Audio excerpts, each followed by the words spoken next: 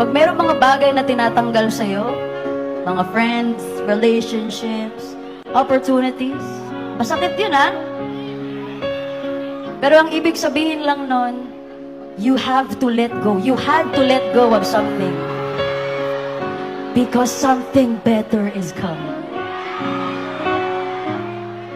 Kinailangan mong pagdaanan lahat ng masakit para mas ma-appreciate mo yung masarap na pagmamahal na dadating sa'yo.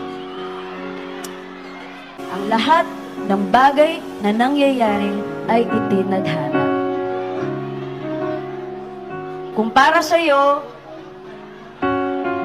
kahit ano pang gawin mong pag-iwas, para talaga sa'yo yan.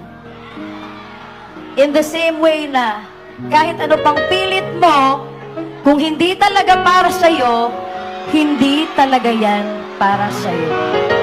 So pag may umalis, bitawan. You deserve more. You deserve better. Just believe that better things are coming.